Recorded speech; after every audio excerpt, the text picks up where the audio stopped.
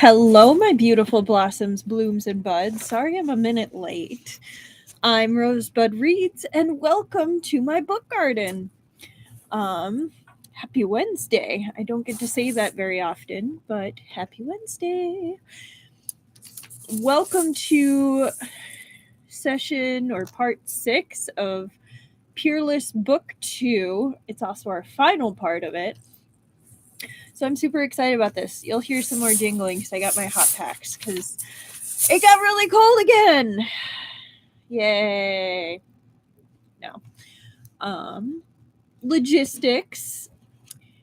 This is a chill channel, chill stream, which means I will be talking to my lovely book garden. I will be talking to myself, and I will be talking to the book that's in front of me. If that's not your thing, totally understandable. But maybe stick around. You might enjoy it. Hello, Annika. How are you tonight? I know I'm tired, but good. But I am not sponsored. It would be fantastic if Seven Seas ever sponsors me, but I highly doubt that. I am not making anything from this. I do this because I can. And I don't own anything. The only thing I own is the physical copy in front of me and my time, and sometimes not even that. Yeah, same. Just got home from errands. Yep. This is a mature stream. I have not read this before, so I do not know if this will apply to this video in particular, but we have had trigger warnings before on this series.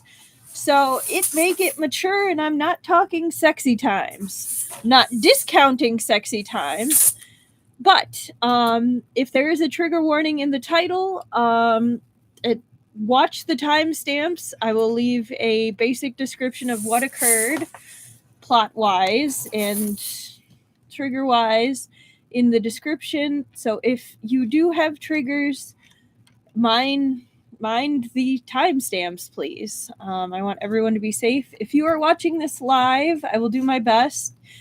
But I don't know what's coming up, so there's only so much I can do. So please watch at your own risk. And hopefully enjoy. I mean, we left it off at a rather interesting point, so I'm sure we will enjoy. I'm very much looking forward to tonight. But yeah, be kind to yourself and be kind to your mental health. But yeah, I'm going to give it an extra minute. Oh yes, I'm also not a fluent speaker, but I'm doing my best. Some things might be said incorrectly. Some names or places might be muddled, but I am doing my best. And if you have suggestions, I am open to them. Oh, thank you, Annika. I actually have some more goodies today. I ordered these from AliExpress because they actually have the merch sooner in the US, but these are mini dolls, like the actual mini dolls. And I got the mini doll Lamonji. And I got, of course, whoopsie. I have the basic forms of them coming too. But I ordered these first, and then it was payday, so I ordered these later. And they got here. So, look at them. They're so cute. I love that Lamaji kind of looks so innocent, and Weiwuxian looks so cutesy. They look so happy. Which is ironic, considering the outfit. This is like the pseudo-Wedo ones. But yeah, they're so precious. They're good size, too. Like, not too big, but bigger than small. Like, X my head. For comparison size. They're so cute. And I have them chilling over here so they can watch me read today. I'll put them on the shelf after. Doop. So yeah, I started rereading some old mangas. The one I'm reading right now has a slightly yandere character. I love it. I'm a sucker for a good yandere.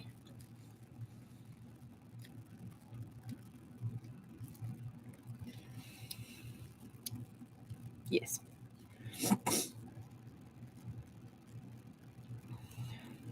But yeah. Anyone have some fun plans over the weekend? I know it's Easter for those who celebrate. I still need to do eggs. I think we're just going to do a carton this year. We're not hiding it because the kids aren't here this year, but it's still fun to do eggs. So we might just do that. So I thought it was the end, only to return to a changed genre. It's just a basic one. Like it's nothing extra, but it's something just to nosh on. I think it's translated up to like 25. But I'm enjoying it. Like the art's nice. The plot's kind of predictable, but I do love those possessive male leads. The premise is interesting, and I do appreciate that they fill the plot hole of if someone's reincarnated, why don't they just tell someone why they did something? And this one actually has a little bit of an explanation of, hey, I can't tell you why I did that thing that hurt all of you, but I have a reason. And there might be a way around it eventually. So I appreciate that fact.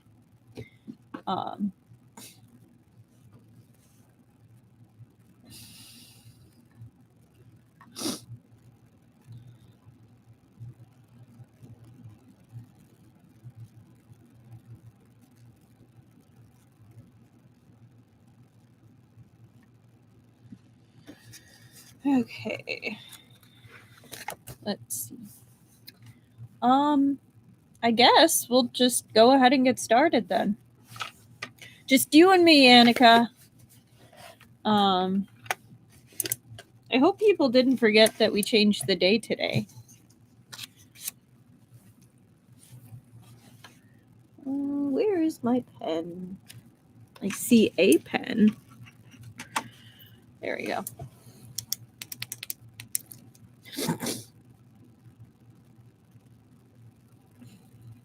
Oh, that could be it. That is probably it.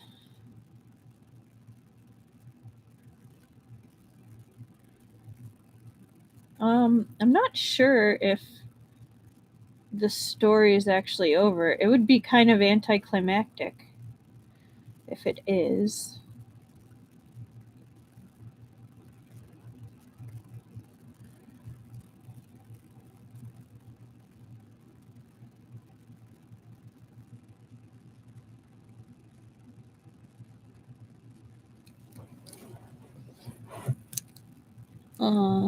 Okay. Oh no. I hope you don't get dizzy with the vertical stream. Okay. So, last time we had the moon sorcerer shaman. Let's see. What is the exact name? I want to say it. Black Moon Shaman. The Black Moon Shaman was murdered or injured and then died. So, technically murdered. Yeah, Feng Xiao maybe killed a guy, probably killed a guy, and then they found him in the second prince's yurt. So it's just as the second prince was growing impatient, one of the men he'd sent out finally returned. They'd located Feng Xiao. Overjoyed, the prince shot a look at Chubuchu that practically screamed. Oh wait, I need to write down when we started. I think we started around 8-ish. 8-ish. I'm gonna put down 8. I guess I could put down 9. Okay. Just as the second prince was growing impatient, one of the men he'd sent out finally returned. They'd located Feng Xiao. Overjoyed, the prince shot a look at Chubuchu that practically screamed, I'd like to see you wiggle out of this one. He turned to the guards. Where is he? Take me there! Yet, unexpectedly, the guard looked inflicted and began to stammer. Out with it! Snapped the second prince. Unless you want to be considered an accomplice as well. Incredible. They hadn't even laid eyes on the man, yet they had already decided his guilt. But as the news that Feng Xiao had been found, Chubuchu relaxed. His lips curved up in a faint smile. Adi raised the horsewhip he carried, ready to strike the guard where he stood. The man shrank away, blurting, He's in your highness's yurt! What rubbish! How could he be in my yurt? The second prince's expression was thunderous. So it's the second prince who has colluded with the Sioux envoys, said Chubuchu leisurely. Why not say so before? You were attacking your own ally all along. Ridiculous! Adi's expression was grim as he strode toward his yurt. Flanked by his guards, he viciously threw open the door. His face, previously dark as pitch, turned green from his collar to the tip of his ears. All right, we'll continue in just a second. I want to do the injustices. So, our current count of injustice to service workers is 5, 10, 15, 20, 23. What with a singular justice to service workers. There are currently 2 injustices to animals, and a total of 6 injustice to innocents, with 5, 6, 7, 8 injustices strictly to Pei Jingzi.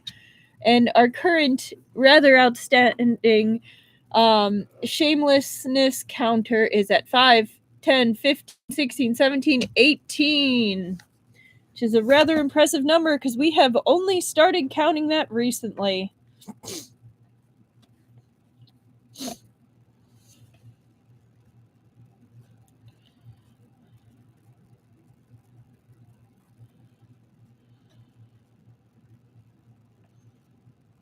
Hang on.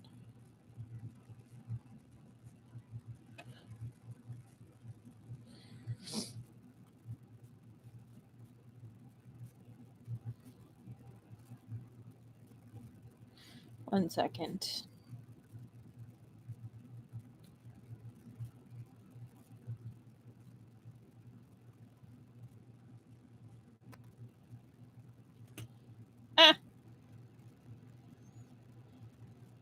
Okay. Chapter 72. The second prince's yurt wasn't as spacious as the Coggan's, but it was luxuriously furnished, cluttered with everything from Jiangnan porcelain to wood carvings from the north. Combined with the ever-present tapestries from the western regions, it dazzled onlookers, extravagant to the point of disorder. Yet, what immediately drew the eye was the bed covered in an impressive number of stitched-together Arctic fox pelts. 2 people were lying unconscious atop it, a man and a woman, both in various states of undress. Such a scene would set anyone's imagination running wild. Adi hadn't ordered anyone to barricade the door, so all the crowd that could fit had streamed in behind him. It was too late to chase them out for now. What's going on? Jin Lian exclaimed in surprise. It took her only a moment to recognize the pair on the bed. The man was Feng Xiao, and the woman was the second prince's favorite concubine. The faint smell of blood hung in the air within the yurt. Upon closer inspection, both Feng Xiao and the concubine were bound with ropes and splattered with various bloodstains. A dagger was tossed to the side and the ropes had been loosened, but they showed no signs of waking.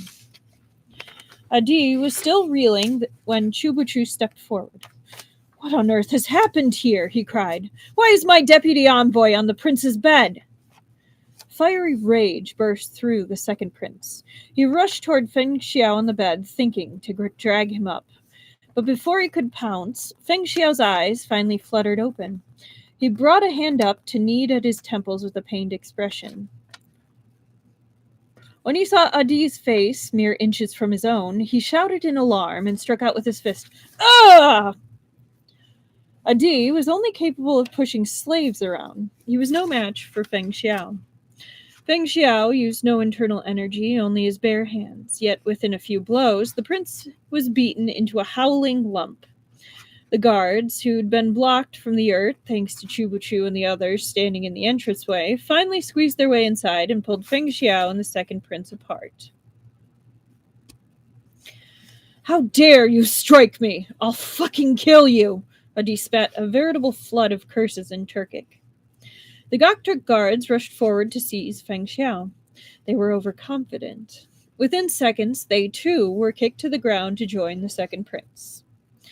At a gesture from Chubuchu, Qiao Xian darted over to help as well. Everyone stop! Jin Lian shouted. She planted herself in the middle, blocking any more guards from coming forward. He slept with my woman, roared Adi. How dare you get in our way? Have you sold your soul to these Central Plains bastards? Jin Lian doubted Feng Xiao would do something so crass. But with so many eyes bearing witness to their adultery, she could only guess that Feng Xiao intended to pick a fight with the second prince and had slept with his concubine to provoke him. Fen Lang Jun, if your lordship desires women, I'll find you as many as you want. Why would you offend the second prince? Hello, Truffle. So you just popped in, and we are at the second prince's yurt. And we found out that Feng Xiao was bound in ropes with the second prince's favorite concubine. Yeah. And was kind of unconscious and bloodied and such.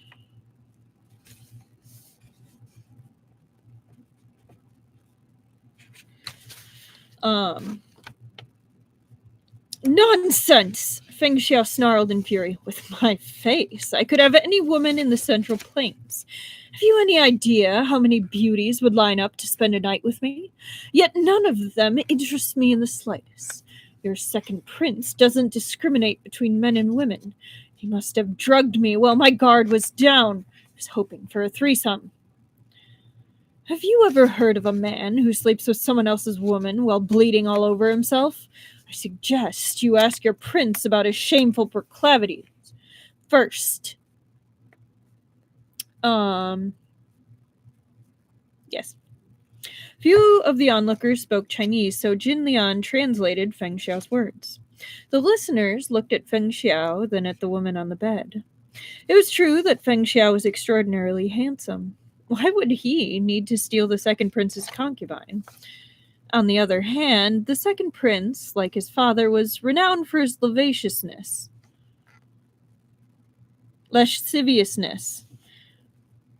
Sorry. Dragging a pretty foreigner into his bed didn't seem outside the realm of possibility.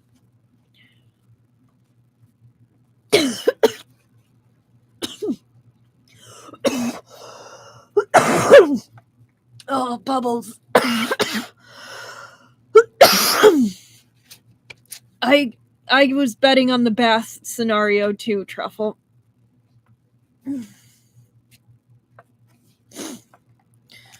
Upon seeing everyone's dubious expressions, including those of his own attendants, Adi almost coughed up a mouthful of blood. For heaven's sake.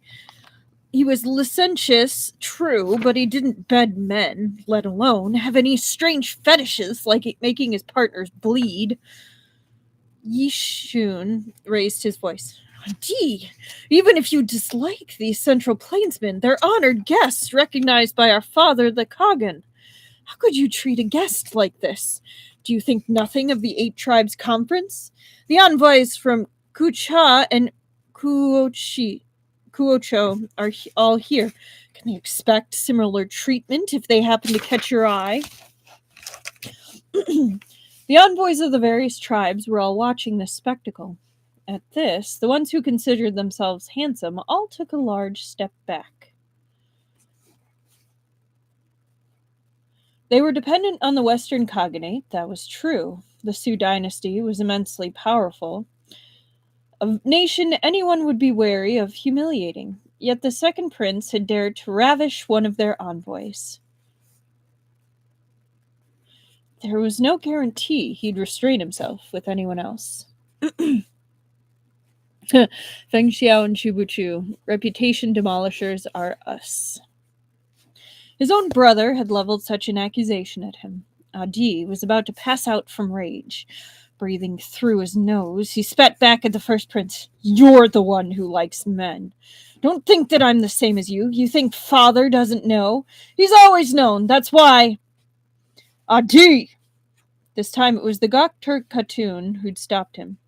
Her gentle face appeared shrouded in darkness, her aura suddenly fierce. Look what you've done! Yet you're still trying to shirk responsibility? Guards! Call the call the Khagan! What's all this noise? What's going on here? After the whole camp had been turned upside down, the main character finally lumbered his way over. Took him long enough. Appa Khagan held a young woman's hand as he walked. Even now, he refused to let his Kuchian concubine go. Anyone could see how besotted he was. Chubuchu's gaze swept over her beaded headdress and Kuchian robes. She was indeed an incredible beauty, no less than Xiao Xian. But if Xiao Xian was aloof and untouchable, this woman possessed an arresting gentleness. The slightest smile at the corner of her mouth seemed to exude a charming air of decadence. No wonder Appa Khagan had been bewitched, even refusing to attend his own banquet.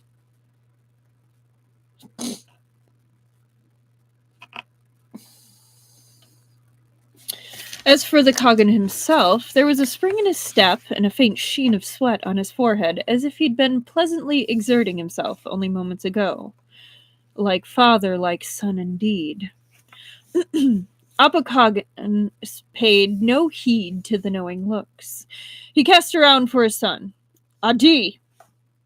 Father, it's all that man's fault! The second prince jabbed a finger at Feng Xiao. He was apoplectic with fury. 9 of 10 words out of his mouth were curses. His explanation tumbled out in a heap, leaving Appa Khagan both bewildered and increasingly irritated. The shaman is dead, and you're worried about a woman? The Khagan shook a finger at Adi, giving him a thorough scolding before turning to Yi Shun. And you! You have time to watch? Where's the body of the Black Moon shaman? I must see his esteemed self at once. I've ordered some men to tend to his body, Khagan, said the greater Khatun. Let me go with you. Khagan! Chubuchu's brows were drawn low in a scowl. I'm deeply sorry for the loss of your shaman, but I must have a word. The second prince is accused of murder while taking liberties with my deputy in secret. I demand an explanation. Once I have seen to the body of our shaman, I will of course give you a satisfactory answer. Appa Khagan raked his gaze over the assembly. I hope this matter will not affect tomorrow's conference, nor the friendship we all share. The envoys hastened to express that it wouldn't. With a final nod, Appa Khagan hurried off with his wife, concubines, and a group of close officials at his heels. Father! Adi shouted, unwilling to let it go. But the Khagan didn't turn or even slow his steps. It seemed he'd see no results tonight. He shot Feng Xiao a fierce glare and dropped a final curse, lest Feng Xiao think matters settled between them. At last, he dashed after his father. Only Chubuchu, Xiao Xian, and Feng Xiao remained, along with Adi's lovely concubine still unconscious on the bed. Xiao Xian, Feng Xiao finally said, give my venerable self a hand. Xiao Xian had assumed Feng Xiao faked the bloodstains all over his robes to rattle the second prince, but as she approached, the smell of blood grew noticeably thicker. She looked at him quizzically. Chubuchu seemed to have understood. Help him back to our yurt first.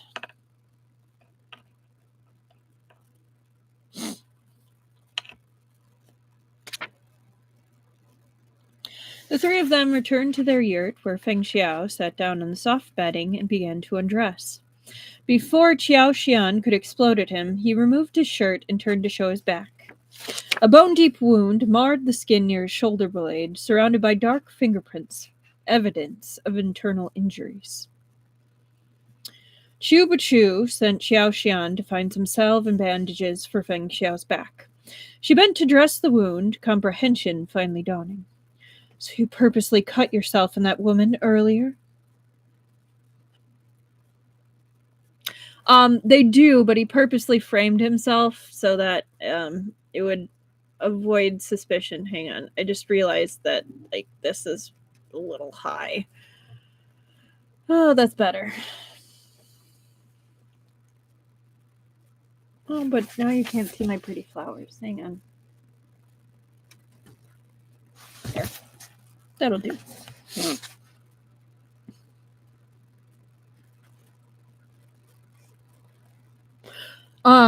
I think he just set it up like that.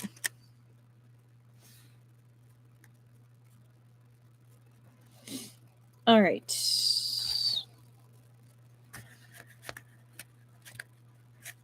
Feng Xiao sat as she applied the salve, his body loose and relaxed, as if he felt no pain. Of course I did. How else to disguise the smell of blood? The second prince is quick to anger, but he's not a fool, said Chubachu. It won't take him long to realize. Even if he doesn't, Foer will remind him.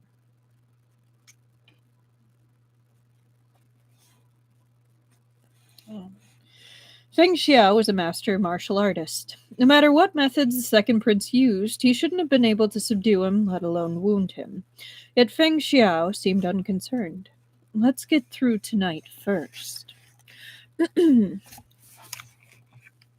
Chubachu furrowed his brow.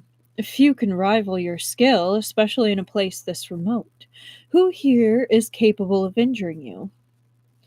My opponent seemed to have anticipated my visit, said Feng Xiao. They set up an illusionary array around the stone house and lured me inside. Their martial arts weren't much inferior to mine. Combined with the territory advantage, I admit I fell into their trap. Fortunately, he'd spotted Adi's subordinates during his escape and tailed them to his yurt. He'd knocked the poor girl out, then taken advantage of everyone's surprise to make a fool of the second prince. So you did kill the Black Moon Shaman? Asked Chubuchu. That's the strange part, said Feng Xiao. I did injure them, whoever they were, and it was more than a flesh wound. But they were a powerful martial artist. I couldn't have killed them. The fire only started after I left. Could someone stronger than you have arrived after you and killed the Black Moon Shaman? Qiao Xian speculated. Looking at the entire Western Cognate, said Feng Xiao, the only one capable of such a thing is Foer. He looked at Chubuchu, who shook his head. Foer was sitting with us at the table the whole banquet, he said. He never left. Then it's even stranger, said Feng Xiao. There's one more possibility, said Chubuchu. Feng Xiao and Qiao Xian both looked at him. Chubuchu spoke slowly. The Black Moon Shaman might have been dead before you arrived. Feng Xiao sat up in surprise. The movement pulled at his injury, and he sucked in a breath. Whoever you fought is likely the Black Moon Shaman's murderer. If they managed to kill or trap you there, the Black Moon Shaman's corpse would have sealed your guilt. But since you managed to flee, all they could do was burn the body and destroy the evidence. Feng Xiao mulled this over. But how did they know I'd come? I only thought of it myself at the last moment. Not even Jin Lian knew. Their target might not have been you. You just happened to run into them. But why kill the Black Moon Shaman? That's what puzzles me. Could it be someone from the Western Cognate, or one of the envoys who came to attend the conference? Perhaps it was a personal grudge against the man, Feng Xiao offered. All kinds of people are here for the conference. It wouldn't be hard to blend into the crowd. The plots of men would never overcome the will of heavens. The world's most intelligent man couldn't have predicted the circumstances they found themselves in. Even Chubu Chu was flummoxed, unsure where to start. Xiao Xian seemed to sense his worries and spoke up to comfort him. I thought the first prince would cower on the sidelines, too afraid to speak. I never expected him to stand up to the second prince. Your lordship's move to befriend him was the correct one. Those brothers have a long-standing feud between them. Even the most timid man has his breaking point. The first prince has endured a long time. He's far past his limit. I just fanned the flames, but it appears the first prince does have some ability. The greater Khatun usually stayed quiet, yet she too had stood with her son in this critical moment. This wasn't the cowardly and incompetent character Jin Lian had described.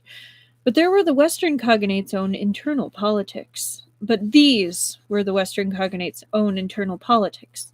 They might be exploited to encourage the Western Gokturks to lean towards the Su dynasty, but they weren't much help in the current situation. Tomorrow is the Eight Tribes Conference, said Chubuchu. Our original plan was to have you steal the spotlight. But once the second prince comes to his senses, he'll do all he can to get in your way. Foer is also sure to exploit the situation to kill you, so... He looked at Feng Xiao, but didn't continue. Feng Xiao gazed back at him. The chief of the Shu Yui Bureau, even dispassionate in the face of mortal affairs, seemed to hesitate, as if unwilling to let Feng Xiao take such risks. He sat silent, his gaze clear and open. But that look alone was worth 1,000 words. For the first time, Feng Xiao's stony heart cracked open, just a hair, softening the tiniest bit. This injury is nothing, he told Chubuchu. Tomorrow, let them try if they dare. Chubuchu looked relieved. Wonderful. Then we'll leave everything to Feng Xiang, he said, smiling faintly. Feng Xiao was taken aback. Wasn't this a little too quick? Chubuchu didn't even try to talk him out of it for a few more seconds. He had volunteered on his own, so why did he feel like a nice girl being forced into prostitution? To hell with that clear and open gaze.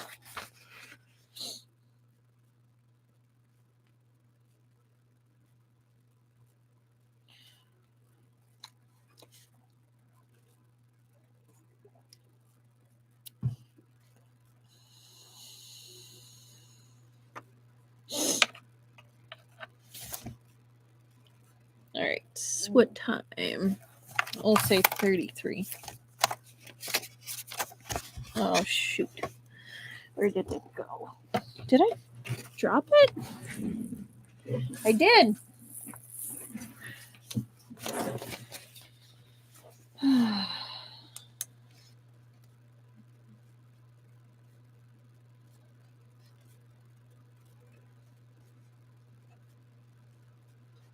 $33.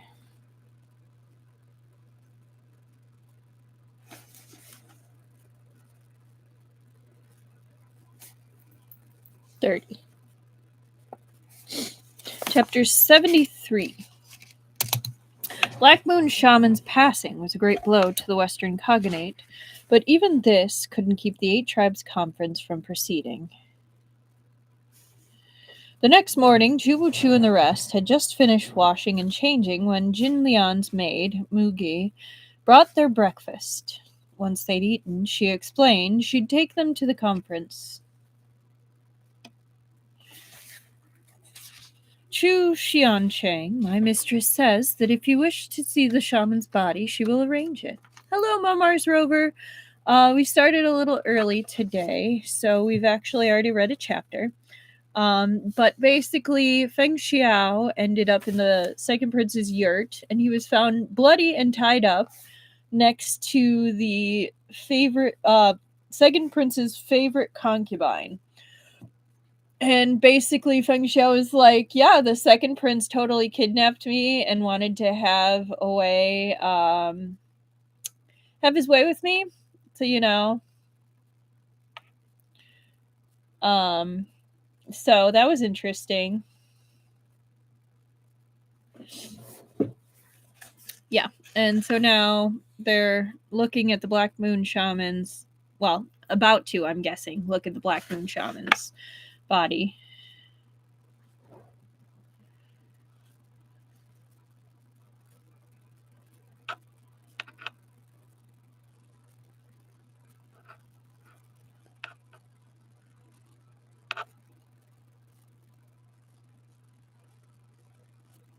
Okay. Chu Xiansheng, my mistress says that if you wish to see the shaman's body, she will arrange it, said Mugi. But you must be quick. Last night, the second prince had accused Feng Xiao of murder, and not an hour later, Feng Xiao had appeared in his yurt. It wasn't difficult to connect the dots. Even if Jin Lian had been considerably more slow-witted than she was, she would have realized this was fishy. Besides, she'd personally witnessed Feng Xiao's martial arts. Adi, having successfully ambushed Feng Xiao, was about as likely as the sun rising in the west. She still suspected Feng Xiao had something to do with the death of the Black Moon Shaman, though Chubuchu had vociferously denied it, and it was true they had no motive.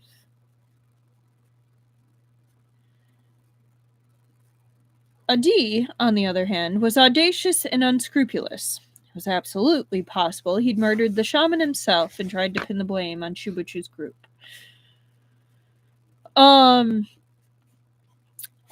The Cat's Divine Scratching Post is still on my list of to-be-reads,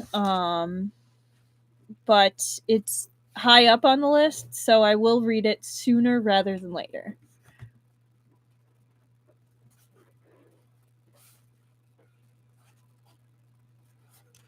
But yeah. Jin Lian had witnessed Chubuchu's autopsy skills in Xiaomo. She obviously hoped he could glean the cause of the Black Moon Shaman's death. But Chubuchu shook his head. In order to destroy the evidence, the murderer burned the body. I fear they'll have ensured that there's nothing left to find. Even if I go, it won't do us any good. No one dies that we really care about except the main character, but he gets better. I love that when people use that. Oh, the main character died, but he got better. Low angst so far. That could go one of two ways. Either it stays low angst and it's just happy times, or it gets so much worse. I just realized that it was kind of slanted. You know what? That's better.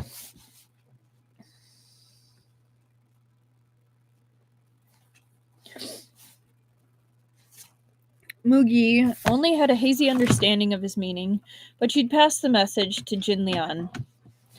Chubuchu and Feng Xiao partook of a gok-turk breakfast, though the meal wasn't anything spectacular. Stomachs filled, they followed Mugi to the lake.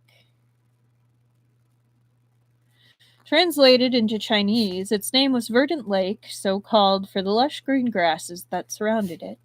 It was mid-morning when they arrived, followed closely by the second prince, surrounded by his retinue of attendants.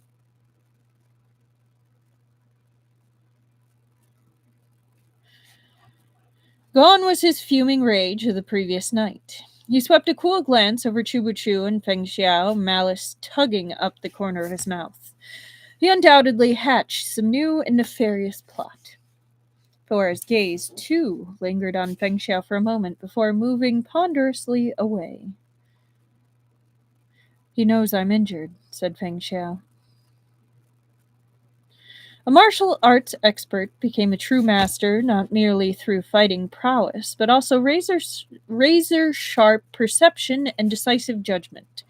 When Feng Xiao boasted that he ranked within the top 10 or even 5 as a fighter, his confidence came from his strength, not overblown arrogance. Foer had fought him twice and knew how formidable this man was, but the gap between them was small. Foer likely also ranked in the top 10. Had Feng Xiao been uninjured, Foer would have had to consider carefully before launching an attack. But after last night's fiasco, Foer was sure Feng Xiao had been hurt and that the wound wasn't a minor one. Otherwise, there'd have been no need to mask the smell of blood. Foer would do whatever he could to force Feng Xiao onto the field today. This so-called conference wasn't the kind where everyone sat down for a friendly chat. The Gokturks were rough and straightforward. First, they used martial arts to decide the pecking order. If one won, they were deemed worthy of respect, and all the discussions would go smoothly.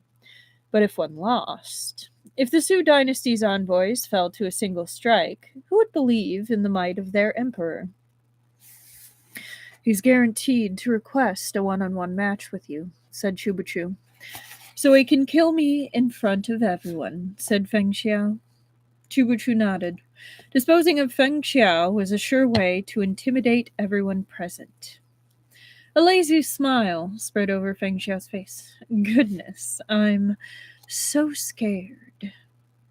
They spoke no more on it. Appa Kagan had arrived to begin the conference.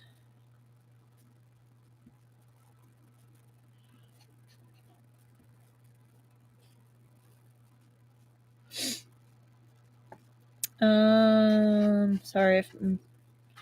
As attendants placed fine wines and exquisite delicacies before all the guests, Appa Kagan raised his glass, thanking the envoys for coming from afar.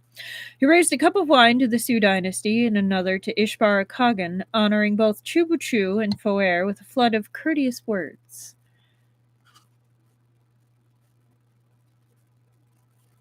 Nice. When this Gokturk Kagan wasn't losing himself in lustful pleasures, Chubashu mused his find was quite clear. Ishbar practiced an aggressive brand of diplomacy. He'd sent Foer to intimidate Appa Kagan into allying with him, though he must also have offered tempting benefits. Foer had beaten them to Suyab by several days, which was why they had faced such a cold reception.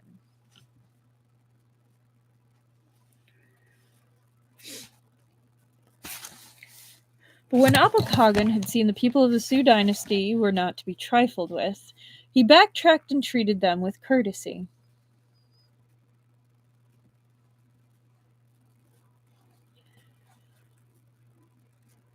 After the Black Moon Shaman's death last night, he hadn't accused them. Instead, he had de-escalated the situation, allowing Chubuchu's party a peaceful night's rest. Peaceful night's rest. I don't know why that was difficult. As Chubuchu's mind wandered, Appa Kagan continued addressing the envoys, his smile bright and amiable.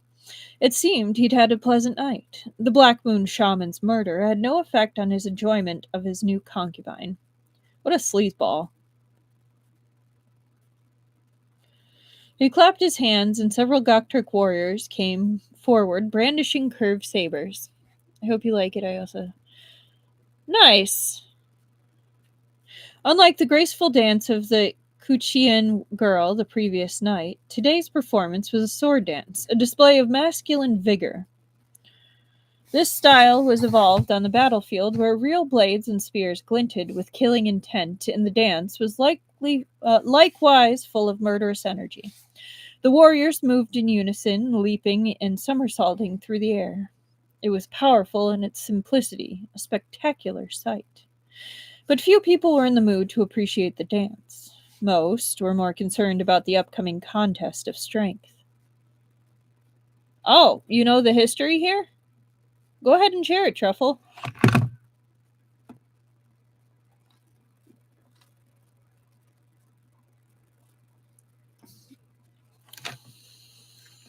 Are you talking about the sword dance? Or have you read this before?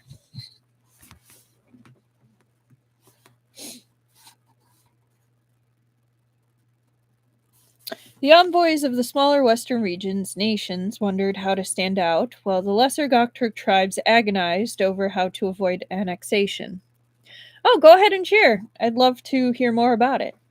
The second prince contemplated how to make Chubuchu and his companions suffer, while the first prince recalled his burst of courage last night and how he'd opposed his younger brother. He stirred restlessly with excitement, hoping for the chance to give his arrogant sibling another kick. Through it all, Apakagan held his Kuchian beauty in his lap, laughing and whispering in her ear, watching the saber dance with no concern for anyone else's plans. So for Foer, he eyed Feng Xiao from the other side of the dancing warriors, and his lips curved into a meaningful smile. You can't hide your injuries from me. We were evenly matched in the past, but you'll die here today. When the sword dance was over and the warriors dispersed, Adi seized his opportunity.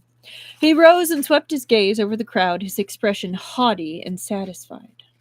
Father, our conferences usually begin with the standard martial arts contest, but we have quite a few special guests this year. We should change the rules. Otherwise, it would be disrespectful to them. Jin Lian saw at once where he was going. Kagan, the conference martial competitions are an honored tradition here in Suya.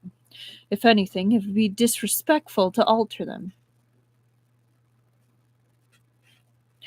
I'm just suspicious because of the Hongmeng feast, where a warlord named Xiang Yu tried to assassinate Liu Bang with a sword dance. Ooh, interesting.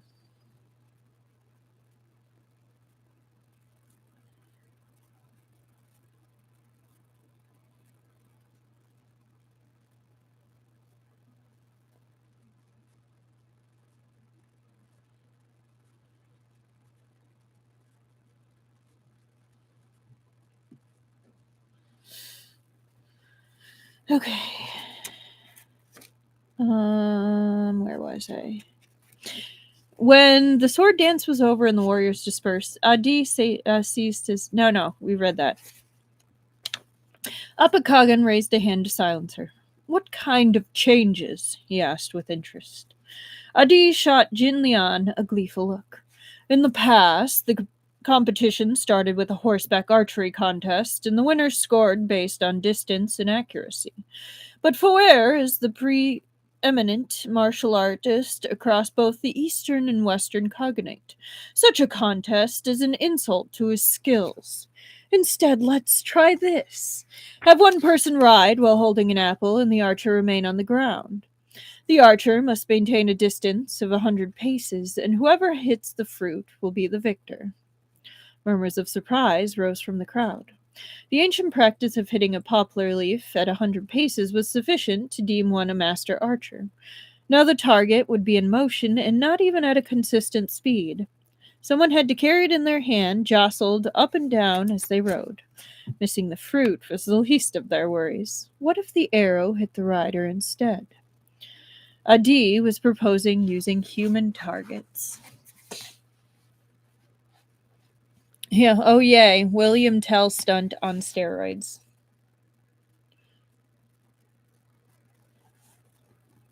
He'd made up his mind last night. Neither Feng Xiao nor Chu Bu Chu would slip from his grasp. He wouldn't let the archers use some random slaves to carry the fruit for them. Both archers and target bearers must be of suitable status. They cannot be replaced with slaves and servants. Foer clapped his hands. A wonderful idea from the second prince. Allow me to do the opening honors. Before Apakagan or Chubuchu could object, he instructed his deputy envoy to take the apple, mount a horse, and gallop ahead. The horse cantered over 100 paces away before wheeling around and galloping back. Only then did Foer raise his bow. He pulled the bowstring to full draw, infused the bow and arrow with internal energy, and let it fly. Everyone squinted, watching the arrow streak towards its mark. No ordinary marksman could hit such a target at this distance. They'd need to consider the trajectory of the arrow, and besides, Foer's bow had a maximum range of 100 paces. But after the infusion of internal energy, the arrow didn't fall or even slow past 100 paces. It flew straight until it pierced the apple in the deputy envoy's hand clean through. Thunderous cheers exploded as the crowd burst into applause, regardless of whether they were Ishbara's enemies or allies. Foer's shot was impeccable. Strength was worthy of respect. Oh no, we're going to have to add cruelty to horses to our count. We do have injustice to animals. So that is what I'm counting it.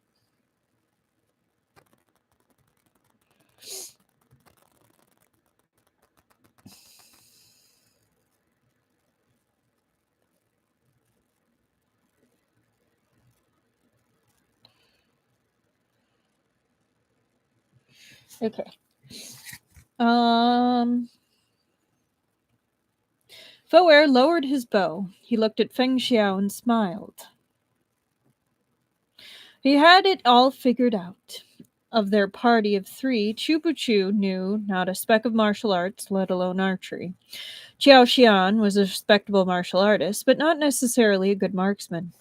This was a skill that required keen eyesight. If anyone could do it, armies wouldn't need dedicated archers.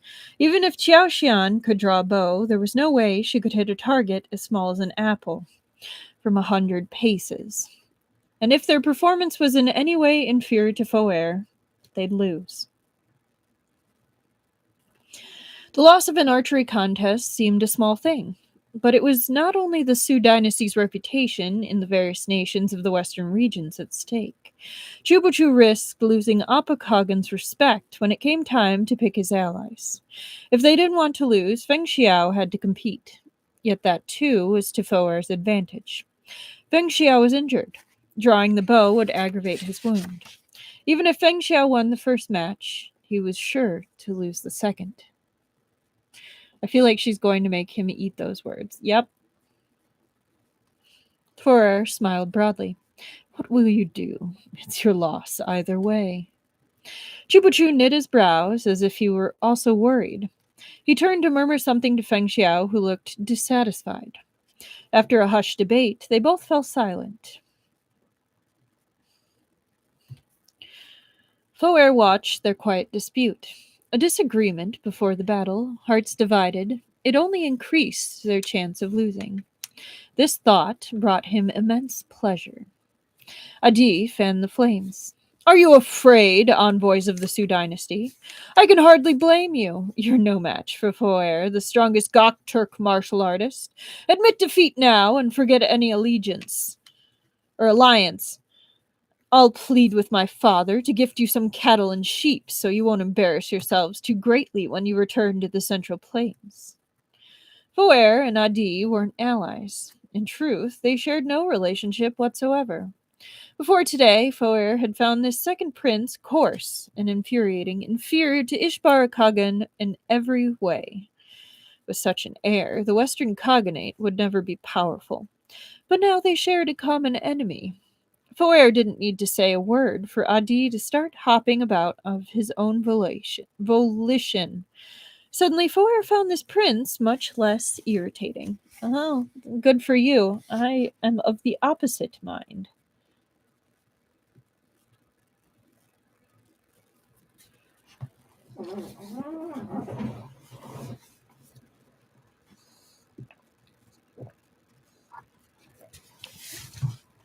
All right, where'd my pen go?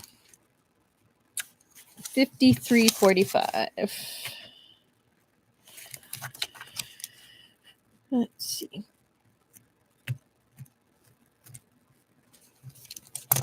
Chapter 74. Chubuchu finally spoke up.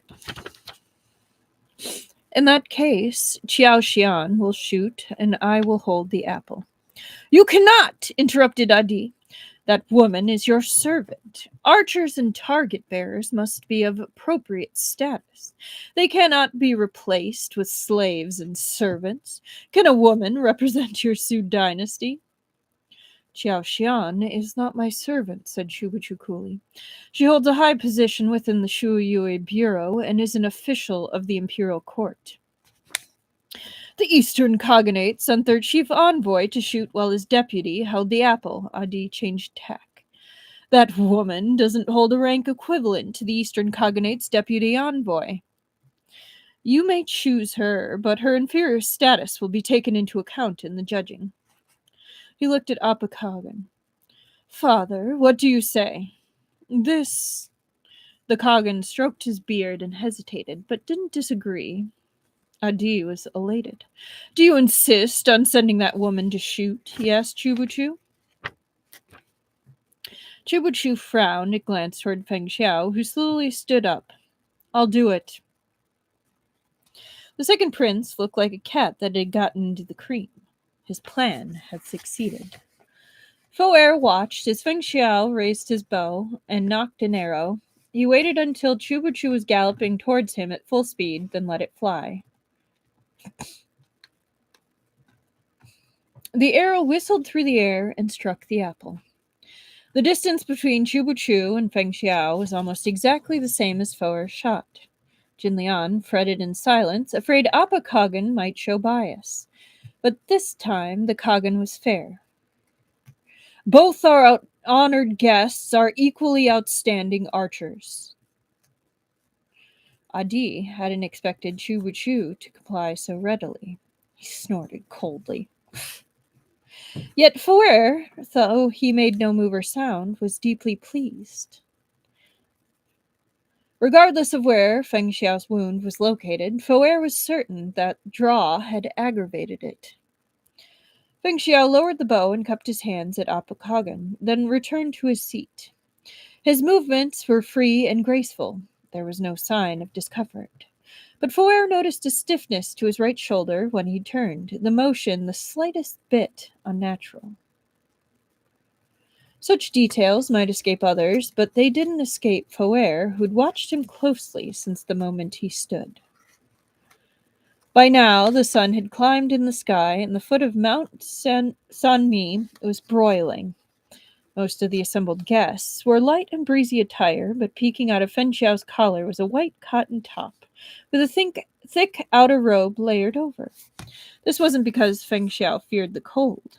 His shoulder must be bandaged, and the additional layers were to conceal that his left and right shoulders weren't level. So it was his right shoulder that was injured. Foer's lips curved. Foer and Feng Xiao's spectacular showings had elicited thunderous applause from the remaining envoys, but with it came a creeping sense of inferiority. Those who still insisted on competing either fell short of the required distance, failed to hit the mark dead on, or missed completely. A few unfortunates managed to shoot the horse instead, almost crushing the rider. All right, so there's our injustice to animal count, moving it up to 3. After that, no one dared to try again, and the first contest of the conference ended in a draw. Yep, there it is.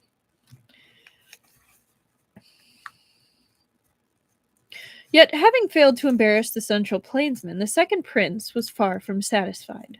He set out to make more trouble. Father, the first contest ended too quickly today. We can't let the same happen with the second.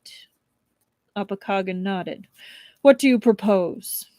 The martial arts of the Sioux envoy's maid left a deep impression on me yesterday, said Adi. At the words deep impression, he gritted his teeth. His smile turned savage. My own subordinate, Namudo, wishes for a match so he may learn from her skills. Oh, this dude's going to get his ass beat. Yes! The Kagan looked towards Chubuchu. What say you, honored guests? Who is Namudo? Namudo, asked Chubuchu. A middle-aged Gokturk man had stood silently behind the second prince. Now he took a step forward and saluted Chubuchu in the Gokturk manner. Despite being Adi's man, he had none of his master's brash aura. Chubuchu didn't need Feng Xiao to tell him that this was a top-notch martial artist. I feel kind of sorry for the prince's subordinate. Yeah, he's kind of an ass. I mean, it definitely comes with this time period of if you are royalty, basically, you have that level of entitlement basically bred into you. Ugh, well, that kind of worked. But yeah, I do feel bad for them.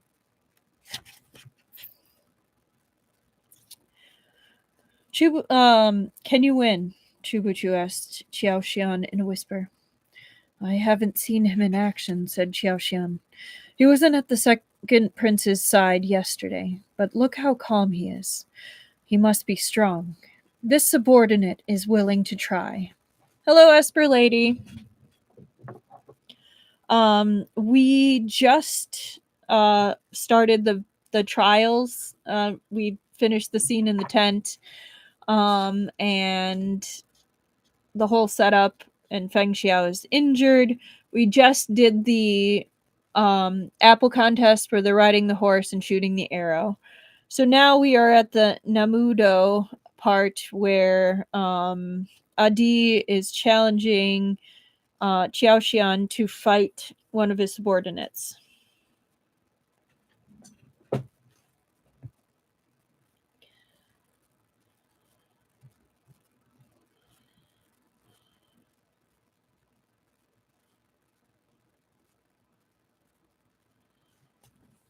Okay.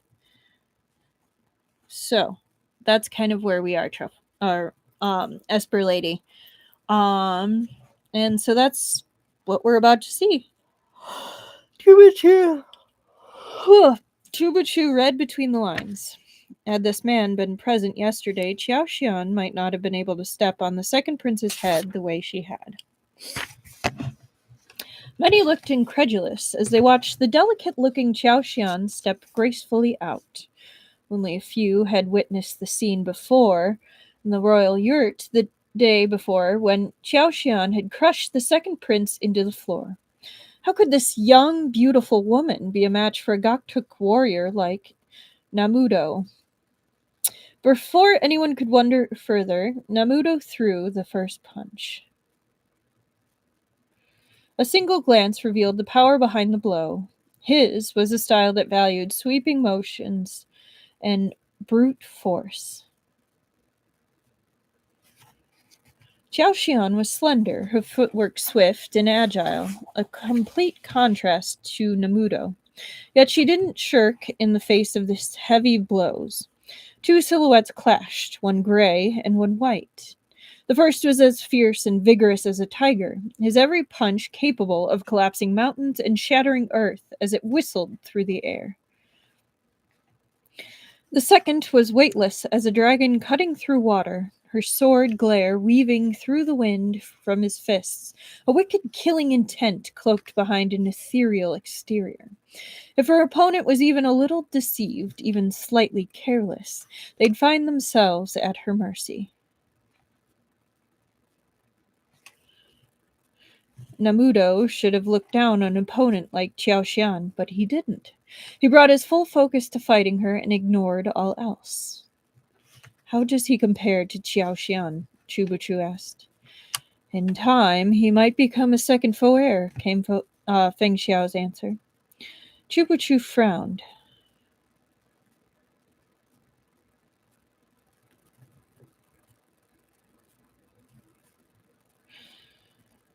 To progress along the path of martial arts required hard work, but talent was also a significant factor.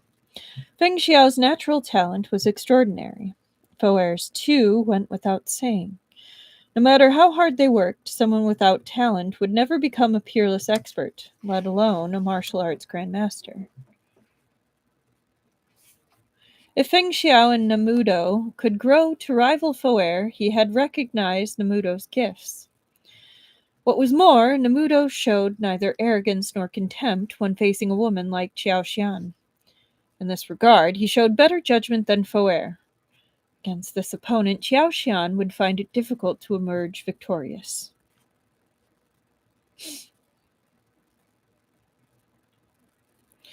The world teemed with talented people. There was always a taller mountain, always a higher sky, always another better than oneself. Considering the size of the cognate, Foer couldn't be the only expert. While he'd monopolized their attention, Namudo had popped up. It'll be hard for Xiao Xian to win, said Feng Xiao. If Feng Xiao could see this, Foer could as well. He watched as one figure flipped and whirled upon the field, while the other stood stolid as a mountain. He smiled. Adi, however, remained anxious.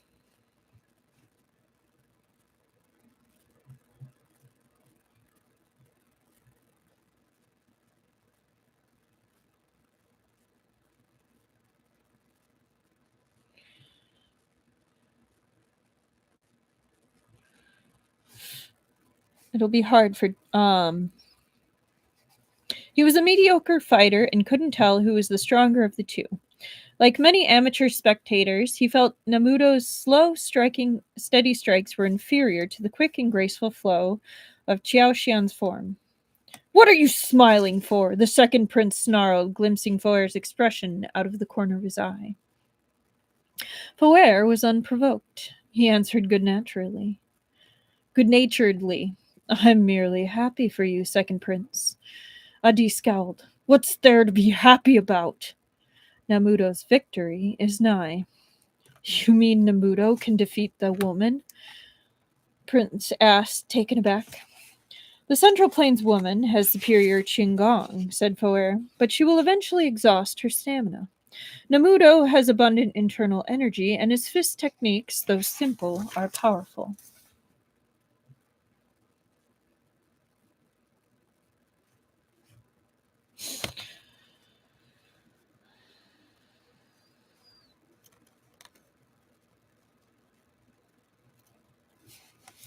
There is a saying in the Central Plains: the truly artful are crude in appearance.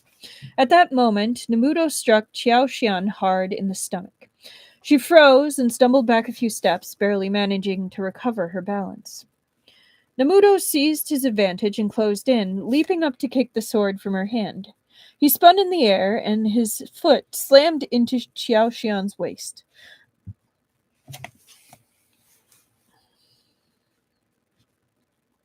Qiao Xian blanched and struck out with a palm. Namuto had jumped back, but a line of bright crimson trickled from the corner of Qiao Xian's mouth. She'd suffered an internal injury.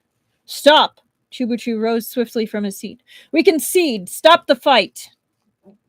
Gratified, Adi urged Namuto. Don't stop! Keep fighting! Namuto didn't move. She conceded the bout. Who is your master? Adi roared. I want that woman dead! Kagan! Jinlian yelled, unable to watch any longer. Adi! Sit down! Barked Appa Kagan. Father! Adi complained. The Central Plains sent a woman as an envoy. This is an insult to us. On top of that, this woman laid her hands on me yesterday. Would publicly losing her life in a martial arts contest not be fair payback? This is the Eight Tribes Conference. It's not a venue for your personal revenge, said Appa Kagan coldly. If I tell you to sit down, then sit. Qiao Xian slowly made her way back to Chubuchu's side. How is it? Chubuchu asked in concern. Qiao Xian shook her head. She was fine. Within the Jianghu, Qiao Xian was considered a second-tier martial artist. Losing to Namuto wasn't unexpected. Before she'd entered the arena, Feng Xiao, Chubuchu, and even Qiao Xian herself had anticipated this outcome. Chubuchu's expression was one of faint anger and suppressed panic. It seemed to confirm all Foer's speculations about Feng Xiao. These three were cornered. They'd hoped to steal the spotlight today, yet instead they'd suffered defeat. But the final blow had yet to be struck. It was time for Foer himself to step in. Foer calmly got to his feet. He gazed at Feng Xiao from afar and raised his voice. I wish to challenge Feng Lang Jun to a match. He narrowed his eyes, scrutinizing Feng Xiao. Foer had failed to defeat him twice in their previous encounters. Today, before the eyes of the crowd, he would kill Feng Xiao openly and honorably, but not before making him accept Foer as his better. So focused was Foer on Feng Xiao, he missed that Chubuchu had spoken, but Feng Xiao heard him. I had Qiao Xian go to great pains to create this opportunity. Please don't waste it, Deputy Chief Fang. I knew it! I knew it! They're playing chicken! Feng Xiao smiled. Would you really be so harsh on an injured man? Chubu Chu said nothing more, but every line of his face, down to the set of his brows and the flutter of his lashes, said the same thing.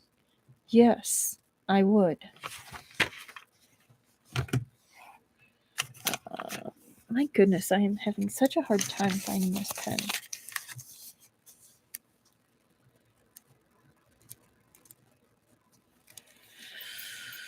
110:15.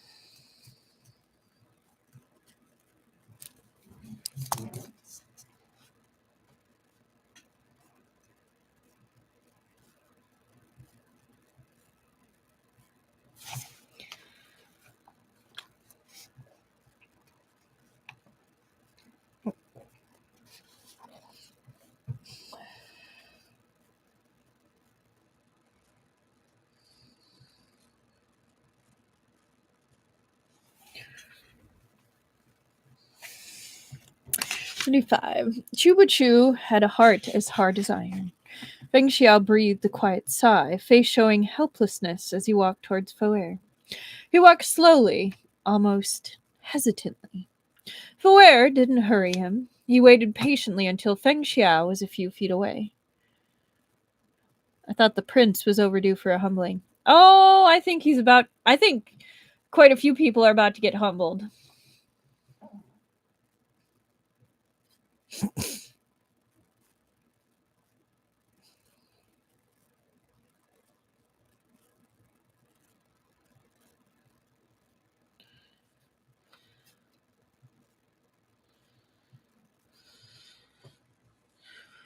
Okay. Are you well, Deputy Chief Fang? He said, all concerned. I am. Foer smiled a little at the sight of Feng Xiao's calm facade. If Deputy Chief Fang is not at his best today, I'll let you make the first 3 moves. Sure, said Feng Xiao. Foer was speechless. He hadn't expected Feng Xiao to agree so readily. He stared for a moment, but received only an innocent smile in return. This man was the deputy chief of the Jijian Bureau, a person of high rank and authority and a martial arts grandmaster. Shouldn't he be brimming with youthful vigor and arrogance? Yet not only had Feng Xiao failed to haughtily refuse the handicap, he accepted it without the slightest hesitation. Yeah, no, he is shameless. Like, you offered him, you offered, he is not going to say no. Like,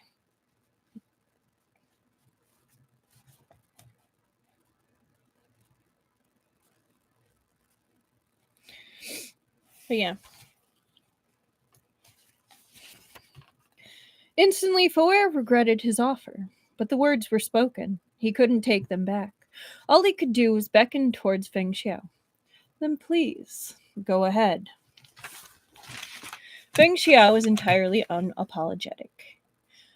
He sprang into the air like a crane spreading its wings, feather light, and swept toward Foer at lightning speed, swift yet utterly soundless.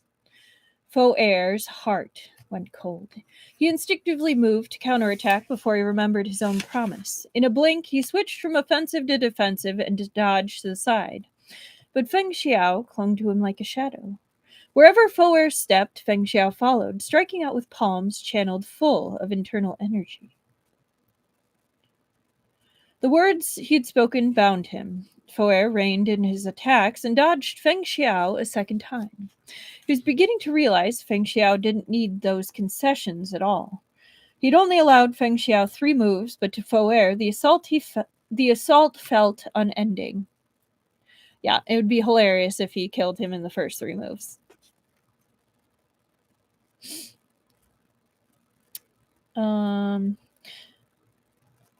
He thought quickly. He wasn't here to spar, and the onlookers likely couldn't tell how many moves Feng Xiao had made. Without warning, he switched from defense to offense, driving his palm toward Feng Xiao's right shoulder. Feng Xiao danced aside. His figure was light and graceful as he drifted a foot into the air, blocking Foer's attack. You promised me 3 moves. How come you gave up after 2? He laughed. Deputy Chief Fang must have misremembered, Foer sneered.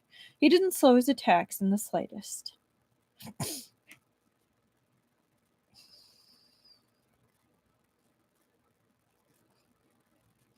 Foer's techniques had always had a bold style, but now there was an uncanny variability to them.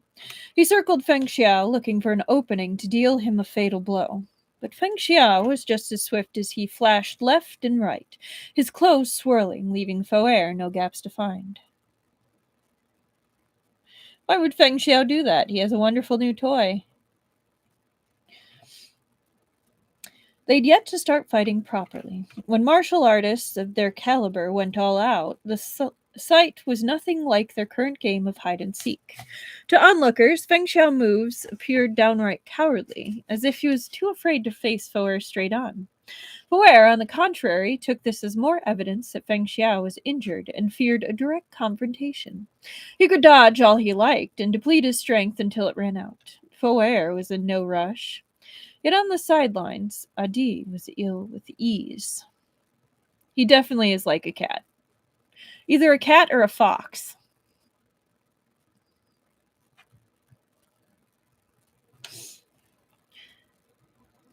After the disgrace he'd suffered last night, he hated Feng Xiao and his group to the bone. Had any of the Han slaves they'd kept on the grasslands humiliated him thusly, the second prince would have chopped off their heads and fed them to the wolves without a second thought.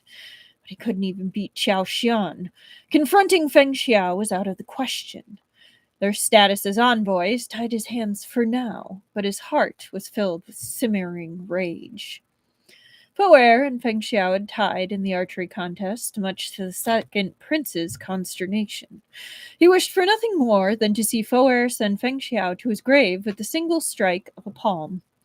With only two Sioux envoys left, one an invalid, the other a woman, there would be nothing to worry about. The neighboring nation's image of the Sioux dynasty would plummet, and Appa Kagan would side with Ishbara. No longer would he entertain an allegiance with the Sioux dynasty, and that harridan Jin Lian wouldn't dare strut about. Once they had all fell from grace, Adi would be free to kill them or skin them as he pleased. He just is giving off dumb brute vibe. He stared at the shifting silhouettes dancing on the battlefield, flames dancing in his eyes. His thoughts were like a blazing inferno, ready to burn all the despicable wretches of the Central Plains to ash. Foer's third palm strike missed. He frowned. Over the last dozen exchanges, Feng Xiao had remained evasive, rarely counterattacking, yet somehow he had dodged or parried each one of Foer's moves at the last instant. It's funny, as soon as you say that, my cat started getting mischievous. That is funny, Annika. Skin them. That's uncalled for. It happened.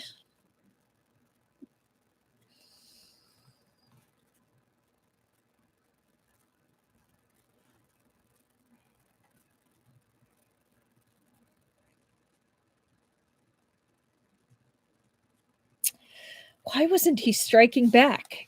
The longer it went on, the more Foer itched to force him to attack. The wind from his palm roared like mountain gales, sweeping towards its target and piercing Feng Xiao's cloak of true qi, leaving him with nowhere to hide. Now he'd have to meet Foer head on. Their palms slammed into each other as two bursts of true qi collided with a deafening bang! The very ground seemed to heave as if two mountains crashed into each other and crumbled, stones shattering and sliding down steep slopes. Piercing agony spiked through Foer's palm as a sudden thought surfaced in his mind. All of his conclusions were based on the premise that Feng Xiao was injured. What if Feng Xiao wasn't injured at all? Foer had fought Feng Xiao twice. He knew he'd come up short, but he'd subconsciously refused to accept it. He was the Khaganate's foremost martial expert. Across the vast reaches of the Central Plains, who could be his match?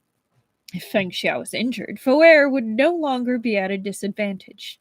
They'd be equal in strength. Neither Feng Xiao's bizarre behavior last night nor his unusual stance when drawing the bow had looked fake. for he was confident in his victory. The two separated midair, touching down on the ground. Faware shook out his sleeve and something slipped down into his palm. A moment later, a tiny and exquisite Vajra was clasped in his hand. At first, it was only the length of a finger, yet with a gentle flick of Faware's wrist, the Vajra extended until it was half the length of an arm. Secure in his grip, it swung toward Feng Xiao in an arc of golden light. All sorts of strange weapons littered the world. Most preferred swords or sabers, but exceptions existed. Feng Xiao, for instance, preferred the zither. He could inflict damage with its music or use the instrument as a blunt weapon, which I absolutely love the mental image of. But he didn't have a zither now. He didn't have any proper weapon at all.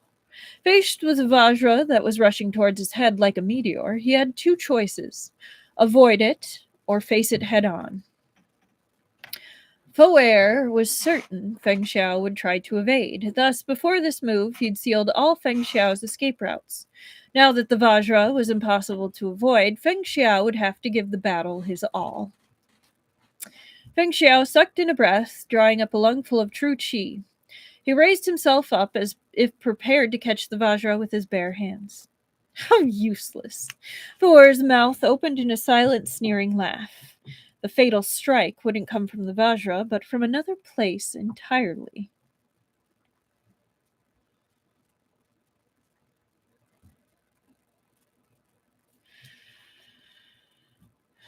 As Feng Xiao caught the Vajra in one hand, Faware's empty palm streaked towards a vital acupoint on Feng Xiao's chest. He channeled every ounce of his power into this blow. Even if Feng Xiao hadn't been wounded, he was distracted by the Vajra. It was impossible for him to bring his full strength to bear against Faware's palm strike. He was sure that Feng Xiao was hurt. Why are you so certain I'm injured? A voice as light as a feather drifted into Faware's ear. Faware's Vajra connected with the empty air. His palm, too, felt like it had struck cotton, the weight of the blow completely absorbed. I've been waiting for you to use your full strength, continued Feng Xiao. You're much more patient now than you were in Luogong City. However, the moment he'd missed, Faware had sensed something wrong and drawn back in retreat. But it was too late. Feng Xiao landed beside Faware at a speed far beyond what he had used to evade. One of his hands slammed into Faware's shoulder blade, while the other plunged a sword into Faware's back. When two masters fought, neither could afford the slightest slip. Faware coughed up a mouthful of blood, but he didn't pause for a second. He lurched forward, trying to free himself from the blade, piercing a key acupoint in his back. He'd reacted swiftly, but Feng Xiao had seen through him. With an even greater speed, he turned his wrist and twisted the sword deeper. His other hand released Faware's shoulder and then tapped several acupoints along the back of his neck and head. Faware's eyes went wide as he struggled to maintain consciousness. He wrenched his body around and grabbed at Feng Xiao as if to take Feng Xiao down with him. But Feng Xiao's attack had succeeded. He had no reason to stay close. He flickered a few steps to the side, then slammed his palm into Faware's heart. Faware spat another mouthful of blood. He'd finally lost the strength to resist. His body crumpled to the ground, yet his eyes remained open, fixed on Feng Xiao, his hatred undying. Feng Xiao moved his arm experimentally. He paid a hefty price for catching his opponent's Vajra. The impact had broken his arm and damaged his muscles and tendons, and he'd suffered some internal injuries. It was a small price in exchange for Faware's life. You're right. I am injured. Feng Xiao squatted down beside Faware, who was breathing his last. You probably didn't know. There's a secret technique known as meridian sealing.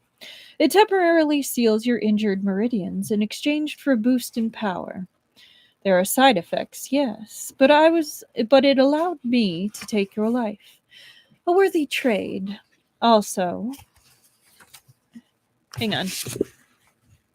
I'll do the image and then we'll move on to the last also.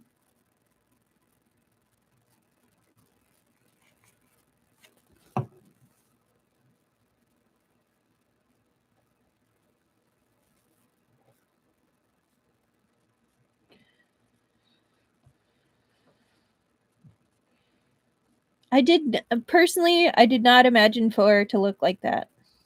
The Vajra is kind of interesting looking.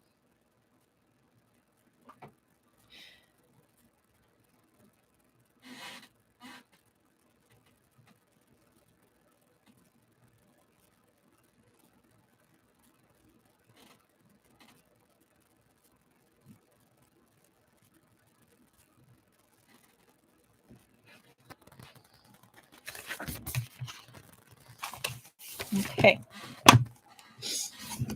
Feng Xiao picked up the Vajra and tossed it behind him like he was throwing away trash. Did you imagine you're the only one with a concealed weapon? Two can play at that game. When you arrive in the underworld, tell King Yama you don't want to run into me in your next life. Ah, I forget. You Gok Turks don't have a King Yama. Then go be a wandering ghost, O foremost expert of the Gok Turks. Yeah, it's a mace. Sorry, I should have said that. Foer opened his mouth as if to speak, but only fresh blood spilled out. Whatever last words he had remained unsaid. At last he fell still. In the end, he had passed away from sheer rage toward Feng Xiao.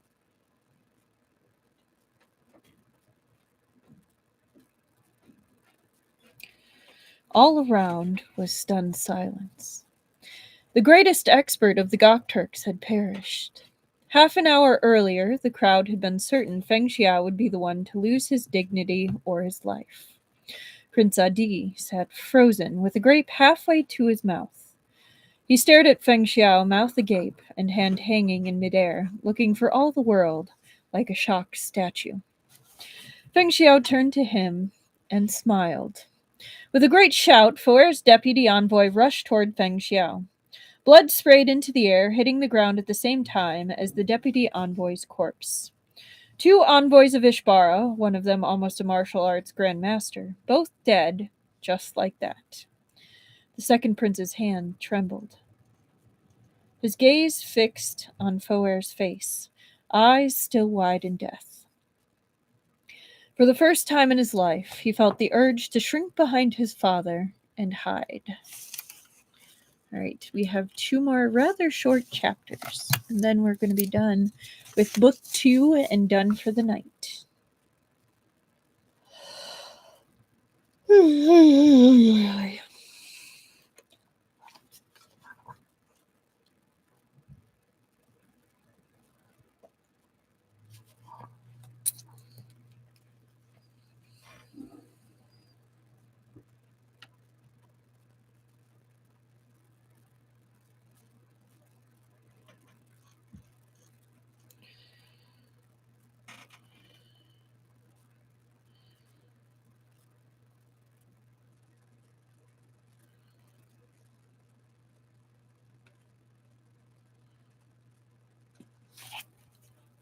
Okay. 128:30.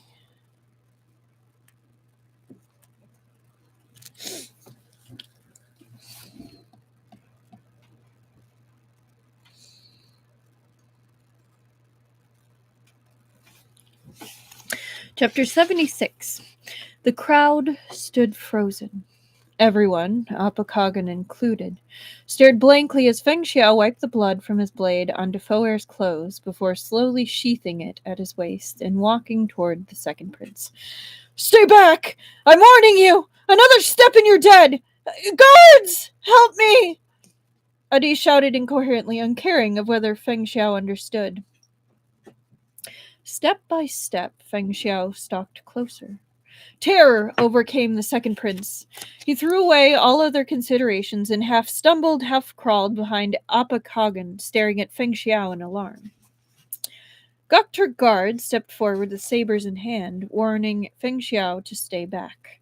He obediently stopped and raised a hand, uncurling his fingers to reveal a single grape. "I only wanted to return this grape to you," Feng Xiao said innocently.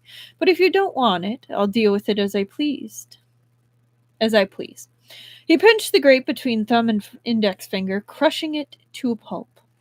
fell to the ground, and the wind carried the refuse away. The second prince trembled violently behind his father. Appa Kagan rose to his feet, his face solemn. He brushed aside the hand that Kuchien Beauty had placed on his lap, left the table spread with fine wine and delicacies, and approached Feng Xiao. Adi, behind him, was left exposed. His eyes darted left and right in panic before colliding with the first prince's. Prince Yi Shun was unusually calm. Compared to the second prince's fidgeting, he seemed to have a steady aura of leadership. Adi realized his mistake and gritted his teeth in silence. He slunk back to his seat and sat as if nothing had happened.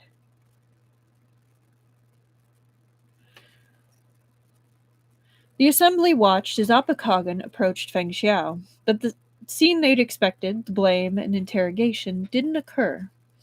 A smile spread across Appa Kagan's face. "I never thought I'd witness such a magnificent battle today," he told Feng Xiao.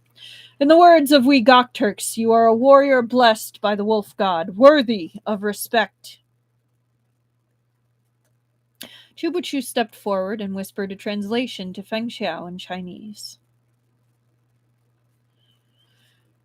Appa Kagan's smile was warm, even solicitous, a complete about-face from his previous aloof demeanor.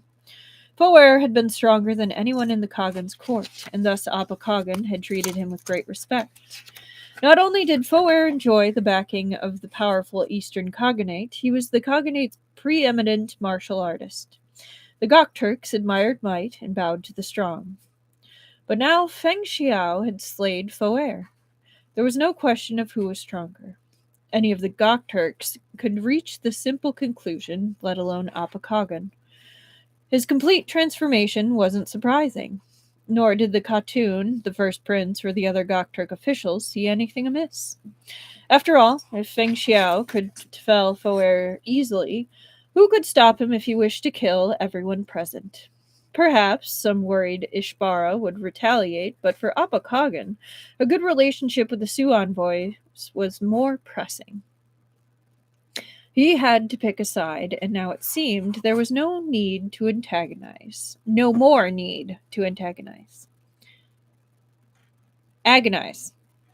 All right, we're just going to reread that sentence because I messed it up royally.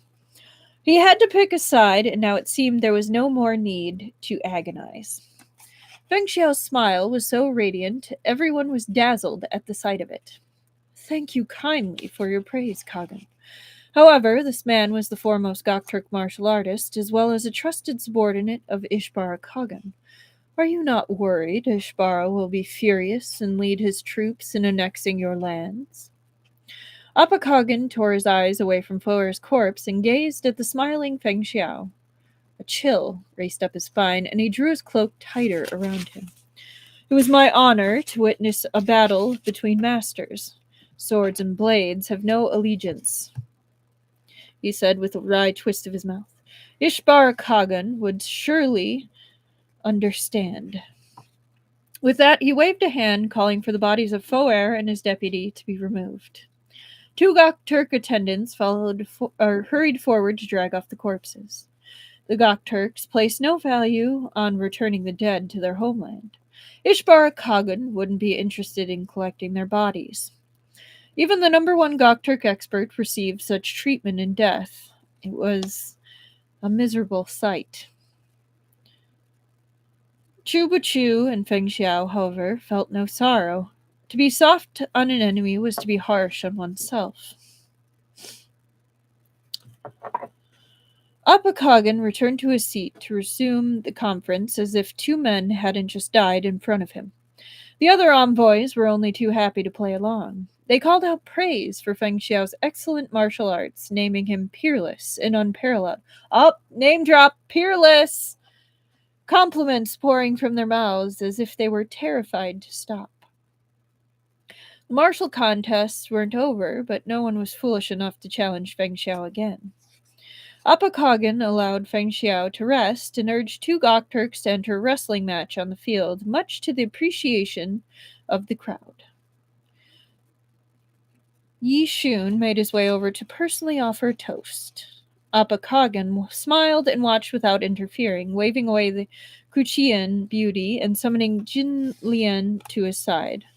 Kagan and Khatun spoke in low voices as he listened attentively to her account of the hardships she'd suffered on her journey to the Central Plains. God, it'd be so stressful to have a leader that is that wishy-washy with both relations, politics, anything. That would be hell to work in a court system like that. Like, just, it'd be so unstable. Like, I'm not surprised they're currently battling. Like, that is a horrible way to run anything. It's bugging me that my bookshelf is like all twisted.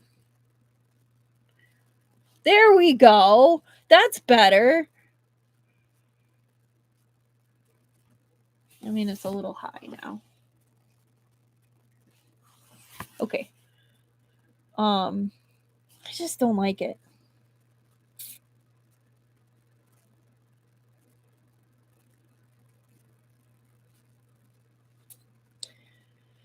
When the second prince timidly tugged at his father's sleeve, the Kagan's face turned stormy. He turned to scold him, and the prince quickly retreated, looking wretched. It seemed he, too, faced a reckoning. In a single moment, everything had changed. Those who had supported the Eastern Khaganate or been fearful of offending Foer now all stood to offer toast to the Sioux envoys. The ones who spoke some Chinese dropped a few witticisms, while those who didn't flocked over to flatter Chubuchu in Turkic. They had no notion of Feng Xiao's repute in the Central Plains. In fact, they'd never heard of him before today. But Foer was famous in the western regions. Everyone knew his name.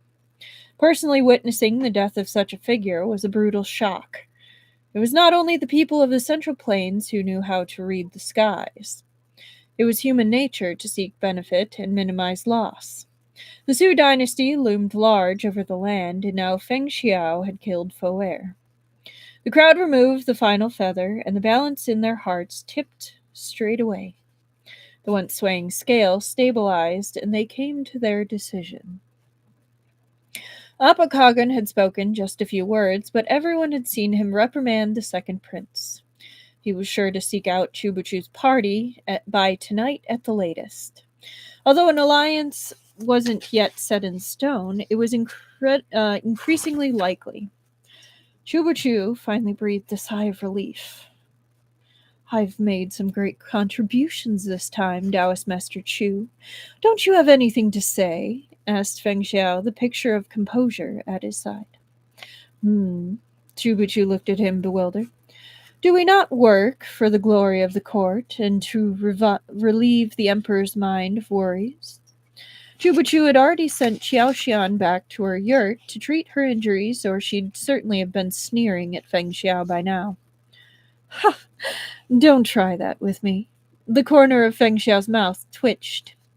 He recalled his first meeting with this man at Zixia Temple, his face devoid of emotion amid the curling incense smoke. Those worshippers had never imagined their Taoist Master Chu so kind and gentle, so detached from secular affairs, was in fact a shameless ingrate with skin thicker than the Great Wall. Pot, kettle, have you met?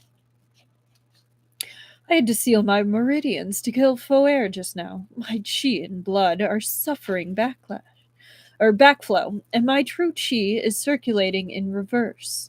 I've exasperated my injuries and extended my recovery to half a month. What complications I must suffer in the future are unknown. I've never used this method before. Feng Xiao didn't shout. He whispered rapidly into Chubuchu's ear. Without me here, even your silver tongue couldn't have softened up these barbarians, could it? There was the thinnest sliver of distance between them. Feng Xiao's breath fanned Chubuchu's ear as he spoke, yet Chubuchu remained as immobile as a mountain. As if to say, complain all you like, even the sky crashing down wouldn't move me. Feng Xiao's gaze caught on that ear. It was very fair. We're just gonna scratch in another shamelessness thing with the whole like barely a sliver between the ear. So that's shameless. And I have a feeling we're about to add another tally. It looked soft too, and was very fair. I wonder how pinching it would feel. He found his hands were faster than his brain. The instant he thought it, his fingertips were already squeezing Chubuchu's earlobe. Chubuchu started. He never expected Feng Xiao would do such a thing and instinctively moved to shake him off. But Feng Xiao seemed to anticipate this too. His hand landed on Chubuchu's back, preventing him from pulling away. Let go! Chubuchu's voice was icy enough to summon a hailstorm. After rubbing his earlobe twice, Feng Xiao found it was as soft as he'd imagined. It was rather like an osmanthus cake, just without any osmanthus scent. Though perhaps the smell of medicine from Chubuchu's body could be considered a fragrance of its own. Satisfied, he released him. Yep, that's getting another tally. We're up to 20. Yeah. Feng Xiao, you're fishing for sympathy in a puddle. Love it. Chubuchu leveled him with a baffled look. Has it been too long since Deputy Chief Fang enjoyed the company of a beautiful woman? He asked coldly. Allow me to inquire with the Kagan. Just the beauties of Suyab would be overjoyed to spend a night with you if that's what you want. I want to eat osmanthus cakes, said Fen Xiao nonsensically. Chubuchu was beginning to suspect that Foer had beaten Feng Xiao stupid. Are you all right? Feng Xiao smiled in silence. These two were members of the same party. If they acted more familiar than normal, no one thought much of it. But the first prince, who had made his way over, hoping to befriend them and offer another toast, had a very different impression of this scene. He sighed. Ah, I envy you both, truly. You are in a foreign land, so you can do as you please. Recalling the nonsense he'd fed this prince yesterday, Chubuchu laughed dryly and said no more. Ha! Ha! Yet Feng Xiao seemed to have found Chubuchu's weakness. If he let the opportunity slip, when would such a chance come again? He smoothly moved to pinch Chubuchu's ear a second time. His fingers were incredibly quick. Before Chubuchu could react, Feng Xiao had already let go. He smiled at the first prince. We appreciate your understanding. And another. The first prince gave him a knowing look. I do understand. I really do. What do you think you understand? Thought Chubuchu, watching him walk off. He jabbed an elbow into Feng Xiao's gut and felt him inhale sharply, then stood, thinking to stop the first prince, but with no idea what to say. I wonder if we can get to triple digits by the end of the series. Considering they haven't even reached the fuck around and find out part, well, no, we have, but not the literal part. Where they're still kind of just at the I irritate you, you irritate me, but I will consider it for the good of the nation. I have a feeling it's actually very possible. Yes.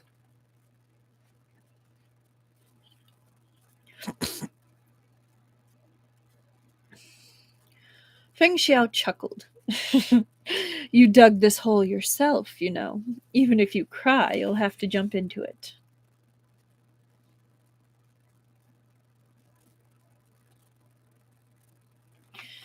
Jin Lian's standing had changed again. Most obviously, Appa Kagan's attitude towards her was warm, just as it had been before her long journey, as if nothing had intervened. Guqian beauty was no more than a lovely trinket, and the only woman fit to stand beside the Kagan was her once more. The change had occurred the moment Feng Xiao killed Foer. Jin Lian had no illusion about this. She didn't burn her bridges by ignoring Chubuchu and his group. After speaking to Appa Kagan, she eagerly ran back to Chubuchu's yurt and shared the news. After tonight's banquet, Appa Kagan would summon him to discuss an alliance with Su. We killed Foer. Isn't he worried that Ishbara will respond? Chubuchu asked. On the other side of the yurt, Feng Xiao and Xiao Xian's eyes were closed in repose, undisturbed by their conversation. Jin Lian shook her head. He must think he needn't fear Ishbara with the Su dynasty's power behind him. No. She's married to a human weather vane. I mean, you're not wrong, but that is a hilarious way to put that, Truffle. Chubuchu's expression turned pensive.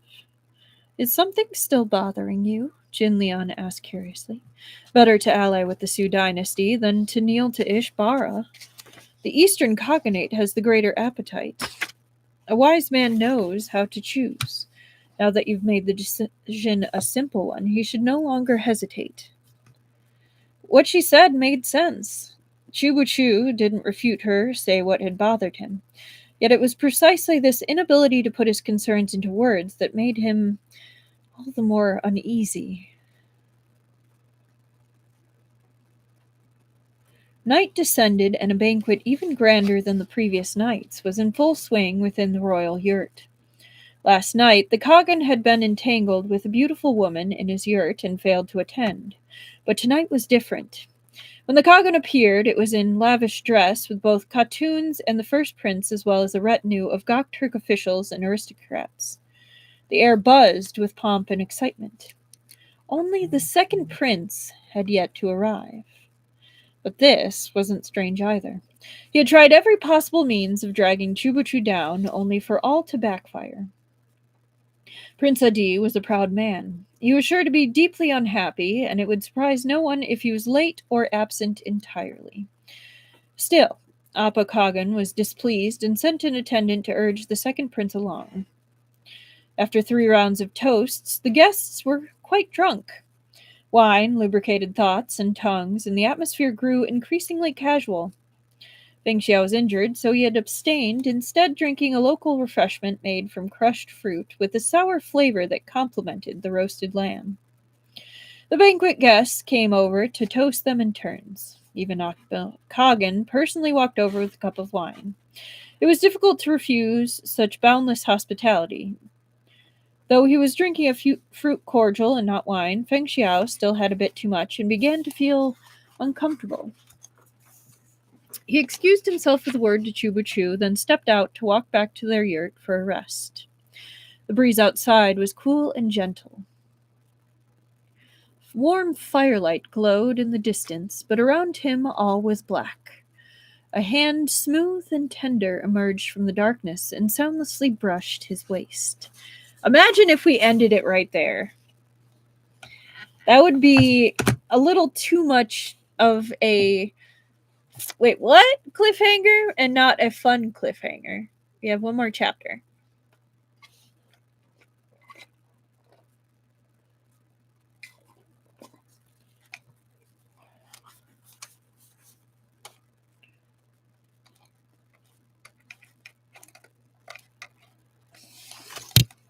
Um,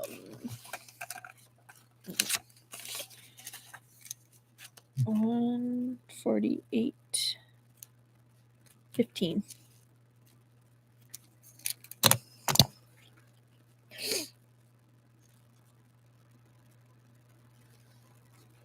Chapter 77. Feng Xiao struck out like lightning and grabbed the stranger's wrist. There was a gasp of surprise, and a soft body fell limply into his arms. A fragile hand, a pliant and delicate figure, a voice that dipped with seductive charm. It was enough to melt the hearts of a vast majority of men. Feng Xiao was not a vast majority of men.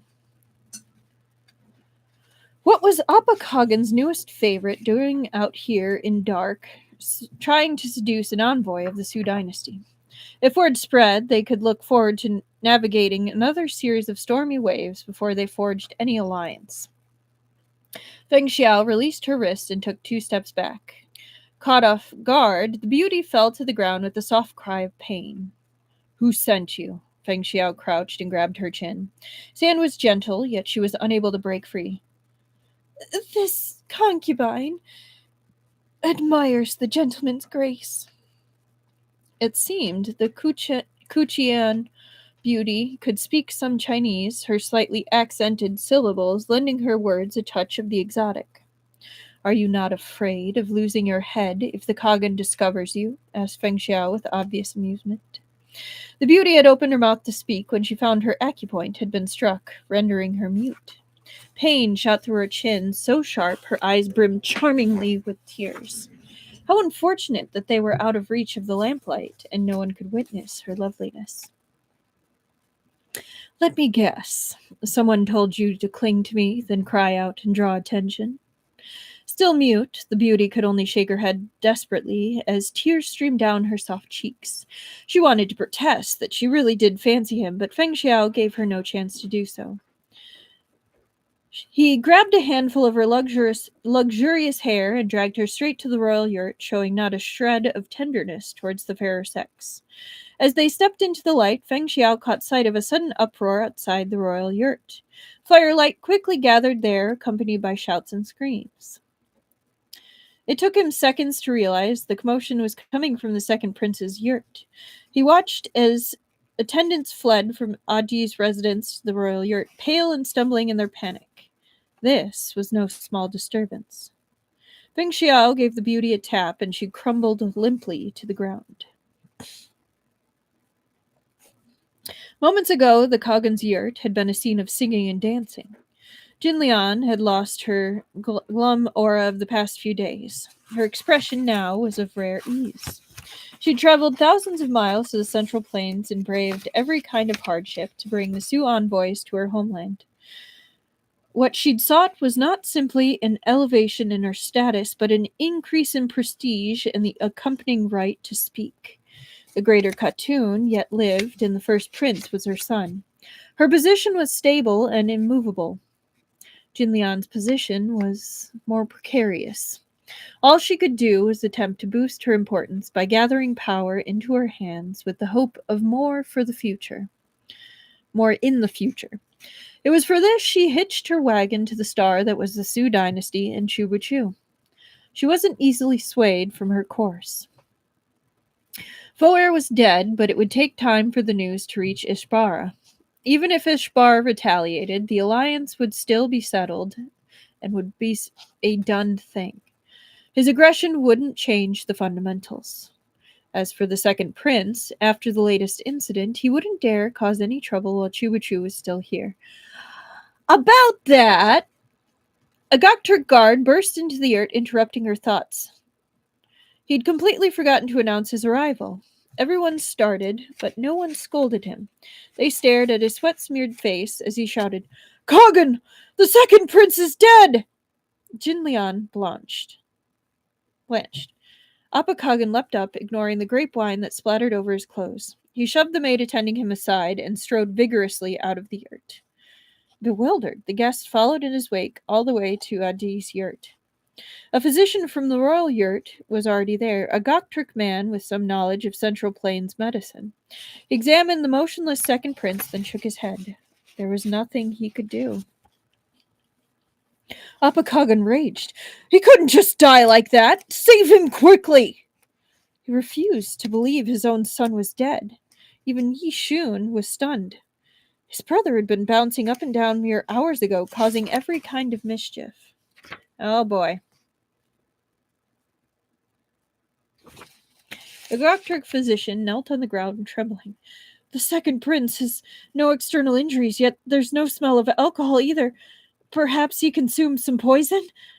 Though the Gokturk court lacked the sophisticated measures of the Central Plains imperial palaces, it was still no easy feat to poison an aristocrat. If someone had poisoned the second prince, then Appa Kagan too was in danger. Heartbroken over his son's death and fearing for his own life, the Kagan furiously ordered the banquet suspended and all guests detained. While everyone else stood shocked, the Kagan's guards surrounded the prince's residence, preventing any entry or exit. With Appa Kagan's baleful glare boring holes into him, Doctor steeled himself and called his apprentice over to continue examining Adi's body. As he worked, the prince's personal maid explained his whereabouts before his death. Prince Adi had been humiliated today, and Foer was dead. He was in no mood to attend the evening banquet. Even so, he was unwilling to let his brother steal the spotlight. He dawdled in his yurt, snapping at the maids for poor service. After whipping them, he'd sent them all away. The maids had waited and waited, but when the banquet began, they couldn't tarry any longer. They risked another beating and headed back inside to fetch him. So that's a injustice to service workers. And I'm also going to mark that. Oh, come on. Right.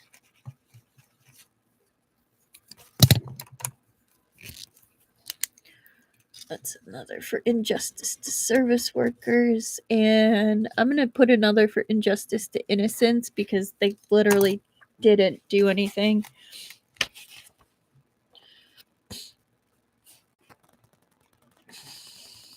The lights had all been extinguished.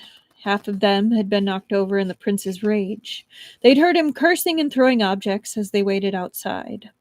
When they finally relit the lamps, they saw the second prince lying motionless on the ground.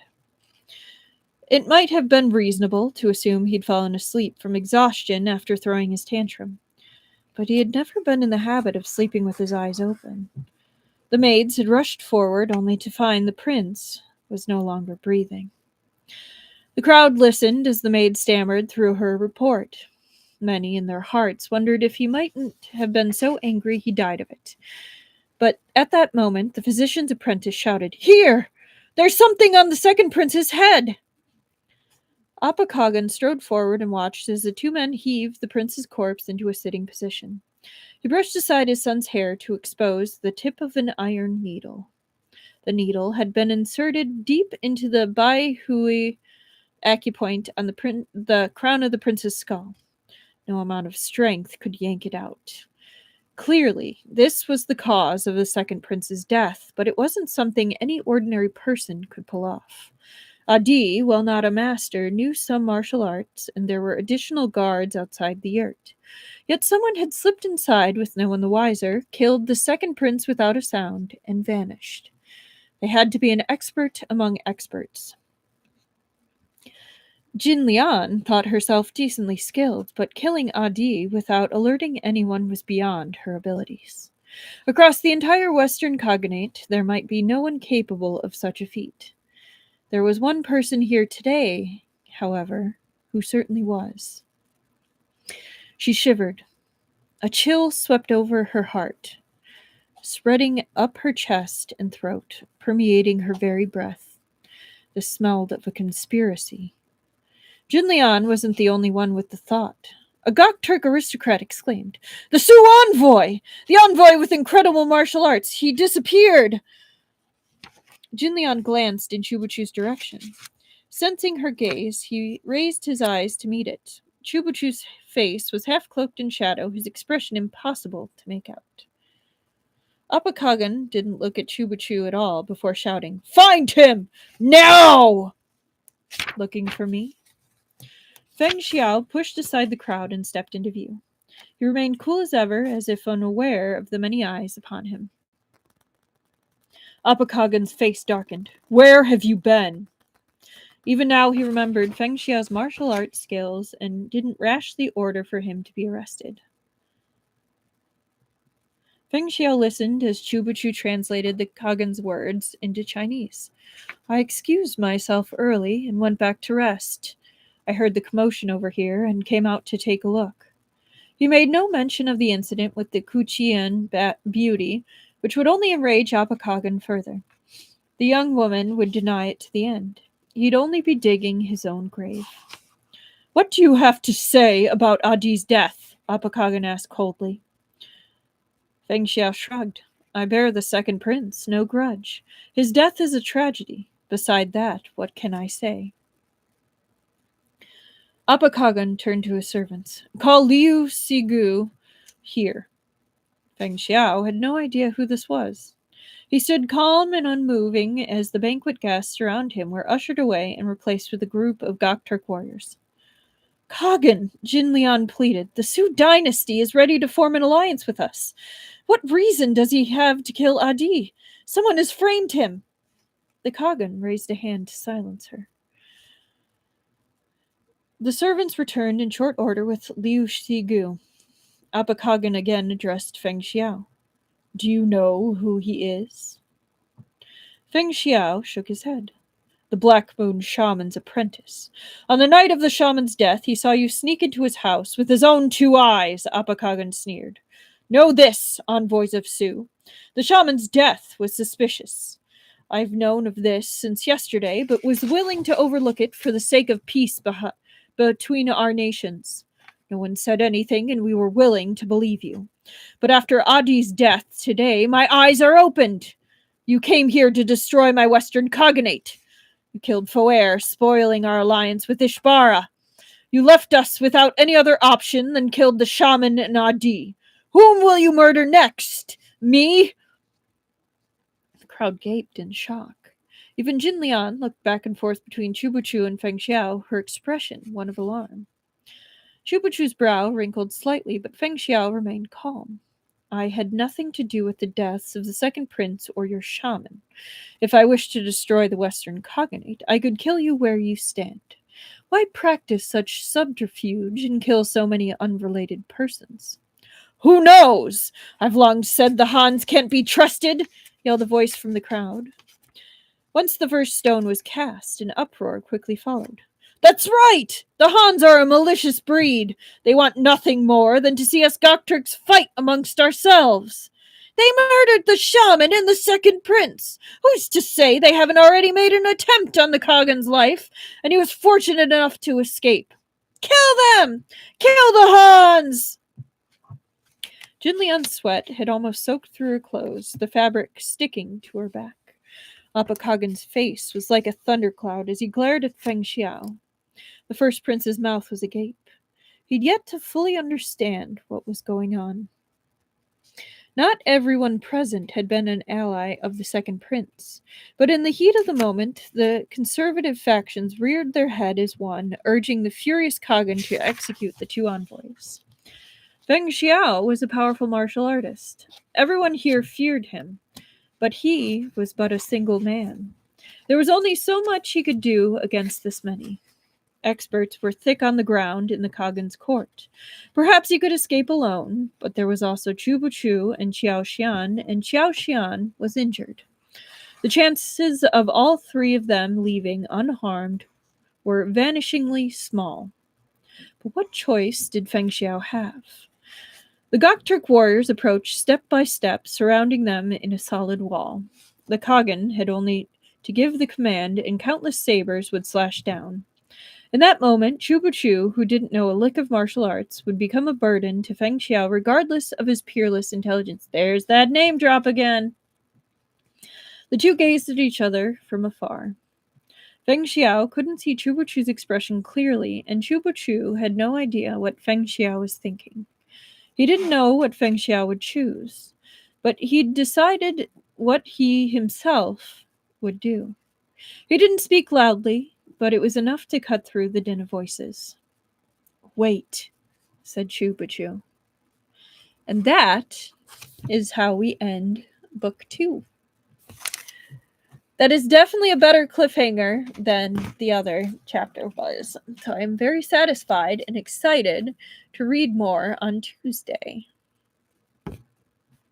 But no, to respond to your comment, Feng Xiao definitely can't catch a break. Truffle, I agree.